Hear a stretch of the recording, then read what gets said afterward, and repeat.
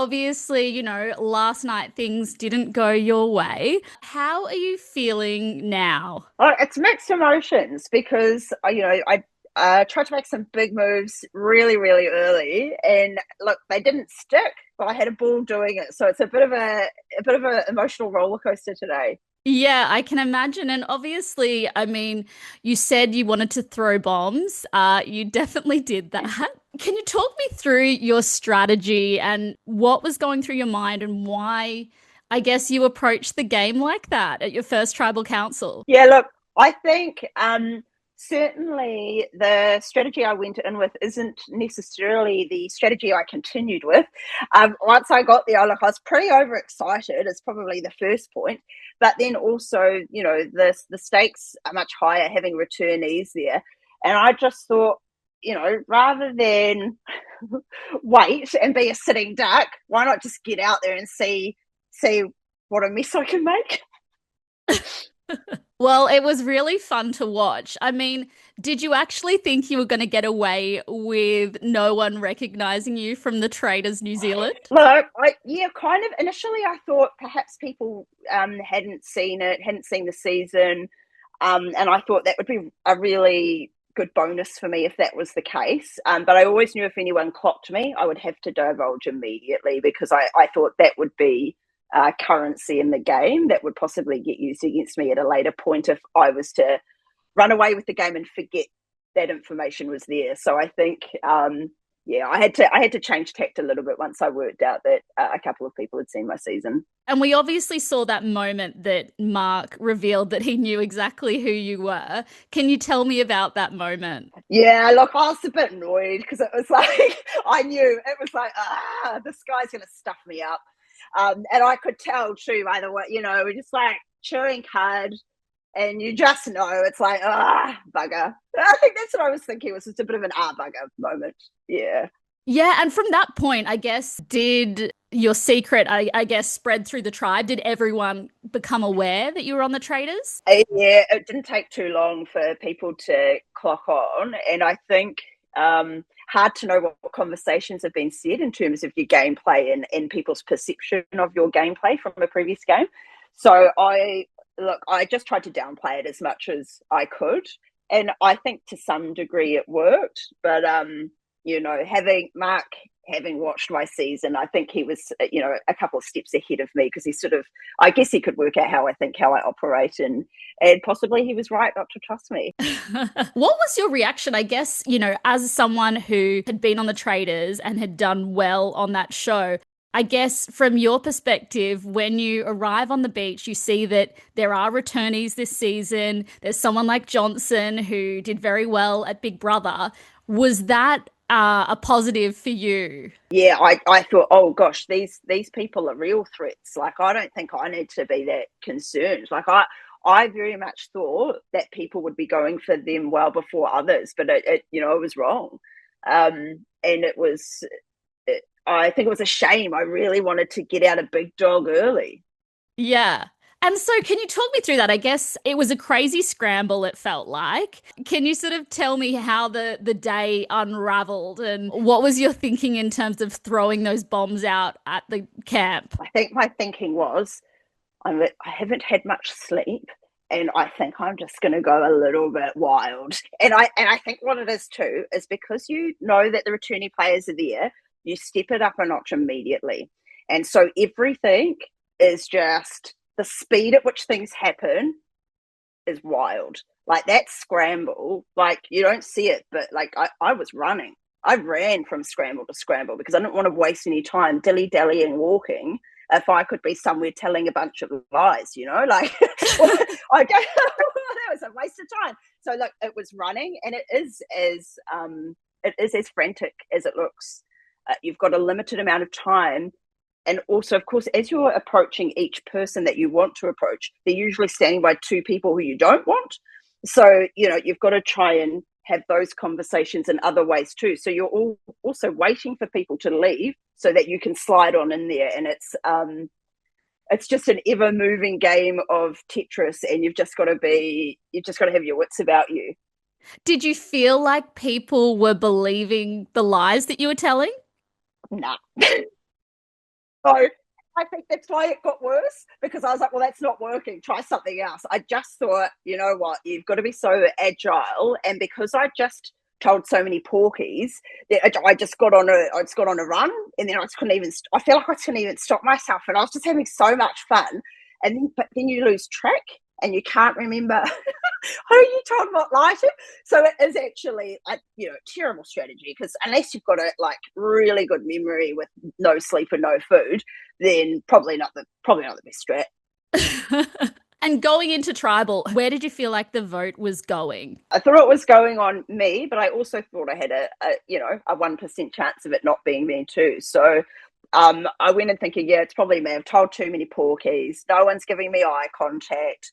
The strat chat is getting pretty low. So like I had a fair idea that it was me, but in the game of Survivor, you never know. So I was also hoping that it would be somebody else. That's interesting. So obviously you felt under threat because of the way you've been Yeah, playing on the beach, when in actual fact votes were going on Johnson. And so that kind of influenced the way you played tribal council, which is in turn we correct. saw, it blew up your game. Totally, totally. And look, and the other part too is that when in disrupting the power, like I knew it was either going to be a really good move long term, or I was out. And I was prepared to take the risk, because I think when you're playing the game of Survivor, like I think you're there to take risks. Like you're not there to coast, you're not there to be an easy number. Like if you're gonna play it hard. Like, I woke up this morning just feeling like, yeah, well, I went hard. Like I didn't coast. Sure, it didn't work out the way I'd hoped, but I had a ball. Yeah, and I mean, it was a very dramatic tribal council, especially so early in the game. So I think you should be really proud of what you did out there, purely from making great television. Yeah, and this is the thing too. Like I didn't want moves to be boring. Like when I went to someone and they'd say Don, I'd be deflated and disappointed, because it just didn't feel like I just thought the strat chat would be high and that everyone would be, making moves. So because it wasn't happening, I thought, well, I'll start that train at Yeah. my own peril. And with the vote, obviously, we saw Mark get up and speak to Keely. At that point, did you feel like you've cooked it? My goose was well and truly cooked at that point. And I also knew, like, when Tez had gone up and they were like, "Nah, we're not going to talk to you." I knew straight away, because we'd formed that strong relationship. So I knew that whatever Tez heard, they were worried he would come back and tell us. So, yeah, look, I knew my number was up. My goose was cooked, and then I just went for Johnson in the end as a like. Hopefully, I've got enough that it'll save me for one more night. But damn, it would have been a cold night at camp for me after throwing all those bombs. Imagine if I'd had to go back. I would be cold, hungry. I'd have no mates. I'd be Nigel no mates. Would have been a hard time. If you had have made it through tribal council, what was your plan going forward? Where do you think your game would have gone? Well, I thought I was likely to be ostracized after dropping so many bombs, but that perhaps that wasn't the worst thing in the world, because often the ostracized person then becomes the lowest threat. And so I thought it wouldn't be the worst thing in the world. It'd be deeply, deeply uncomfortable. But in terms of gameplay, wouldn't be the worst in the world. Yeah, and you've been on the Traitors New Zealand. You made it very far as a faithful. I guess what influence did playing a game like that have on your gameplay in Survivor? Yeah, it's such a good question, because there's such different games. Traders, you're assigned a position, right? Like you're a faithful or you're a trader. And I just felt like in Survivor, you get to pick, you get to decide who you are, you get to decide your gameplay. And I liked having that freedom to be able to run amok. And I feel like possibly that's why I was so uncontained. You know what I mean? Like, I think that was possible. If I think about it, possibly that's why I was so uncontained, because it was like, oh, good. Now I can get up to as much no good as I want. Yeah, because I mean, on the Traitors as a faithful, you don't have a lot of power. The Traitors are in control, but I guess everyone's on the same playing field in But Survivor. yes, but that's what influenced. I guess that's what influenced me too to try and disrupt that power imbalance. Though, like that's just who I am as a person. Is I will often disrupt power systems, and so in the game, that was the same thing. You have no power as a faithful. The traders have all the power, and in Survivor, it's like, well, actually, you. Whilst the returnees have advantages in terms of having played the game before in their coexist, their pre-existing relationship, so that's all part of it. Um, but you get to decide which way you go. You get to decide how dark you go. And I liked that. I enjoyed that freedom. Yeah, and you were talking about the power there. Where did you see the power in the tribe? What was the power dynamics in your mind? Like, I certainly saw Faith and Mark having their conversations early and then spreading out their tentacles to their other little pockets of people. So, and that formed super early. And I think for me, I was like, I didn't want any of the returnees to gain momentum quickly in terms of power and numbers. And I thought, well, if I don't try and disrupt it here, when am I going to get a chance to do it? Because it's going to get harder and harder each time. And what surprised you watching the episode back? I actually think I'm surprised that other people weren't a little bit more deceptive. There seemed to be quite a lot of honest conversations and a lot of above board stuff and very very boring and very I don't know what the word is. Like it just felt too settled for me. I just felt like we needed a bit more chaos to stir things up. Yeah. People may have been easing themselves into the game. Yeah. Good on them. I mean, obviously it served them well. That's just not me. Like, I'm captain and intense. And I just went in there and I did it. I went in there to have fun and I went in there to just absolutely play the game. And because you don't know how short or long your time is going to be, I just wanted to maximize the moments that I was there. Yeah, we definitely saw that. Is there one moment that you think cost you your game? Like, where do you think it went wrong? Yeah, look, I think putting out the tentacles to try and get rid of Faith and to disrupt that power dynamic, um, I took a huge risk in telling Brooke, and I knew in doing it that chances are it would get back, but I didn't know in what form and which way people would go. So look, I took a major risk, didn't pan out, but I think that would probably be the turning point if I think about it. Were you surprised in terms of Faith and Brooke having a relationship? Had you not really seen Oh that? no. Oh no, that wasn't a surprise. So you see all these people forming these little groups. And when you're not in the group, it's really obvious that you're not in the alliance or you're deemed an easy number.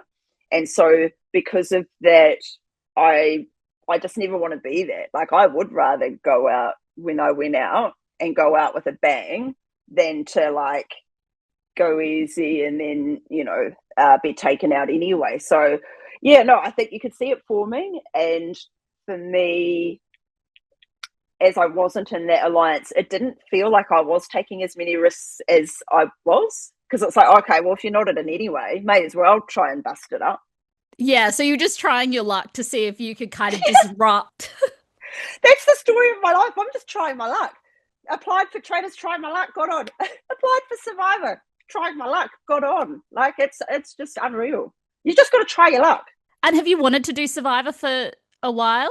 Yeah, I've watched it since its inception. Like, I'm an oldie. Like, I remember the first step of the first season of the US version. So like, it's a it's a game that pushes you in every sense of the word. Like, it's all your human limitations, but you also see the best of people too. Like, you get all these little pockets of the human connection, and even the glances that people give you when they're about to vote you out. Like, you can see the guilt, you can see the pain at times that people have in doing that, and equally you can see when people get the joy of writing your name down.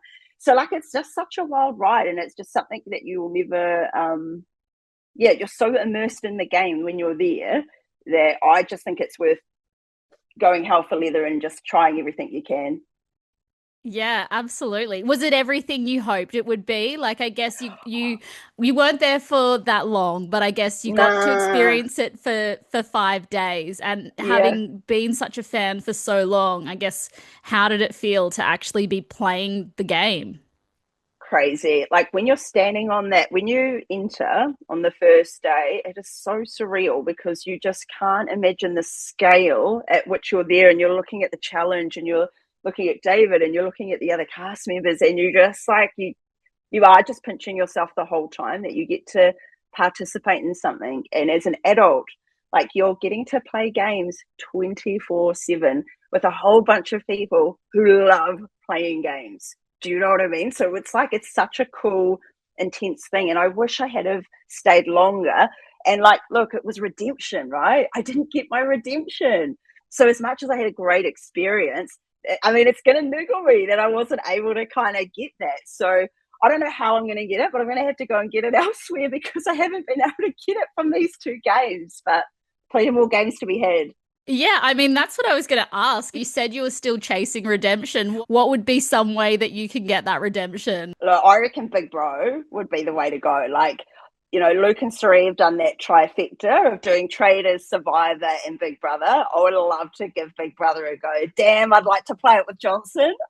I'd love to play that with Johnson. You know, I've been down one end of getting close to winning. I've been down the other end of being so far from winning. That look, third time's the charm. Let's get to some quick fire questions. Cool. Who is your favorite person on your tribe? Tez. We just got to have giggles and fun, and I just enjoyed playing with Tez. Who had the most annoying habit and what was it? Don hogging the machete.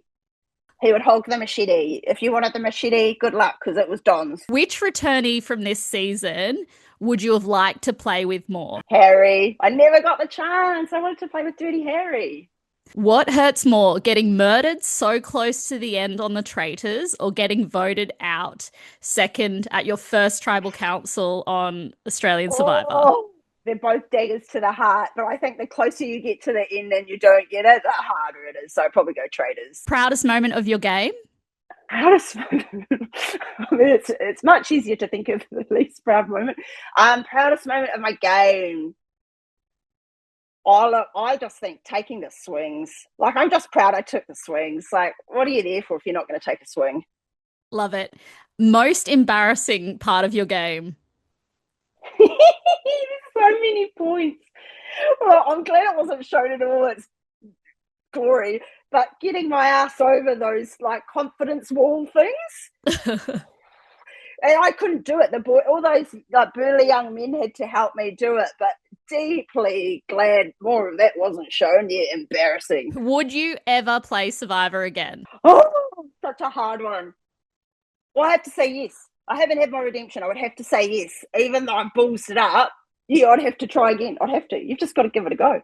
Now, we've already talked about this slightly, but if you could be on any reality show out of Big Brother, MasterChef, The Amazing Race, and I'm a Celebrity, Get Me Out of Here, what would you be on? Oh, look, I reckon Amazing Race would be cool too. And that would work well with my frenetic style of being, where you just get in the thing, go, get in the thing, go, get in the thing, go. I think it would work quite well for me, but also would love to give Big Brother a go too. What celebrity would you want to see play Australian Survivor? I'd like to see Jason Momoa on Survivor, but that's only because then I could look at Jason Momoa more. I mean, I don't think that's really a good answer.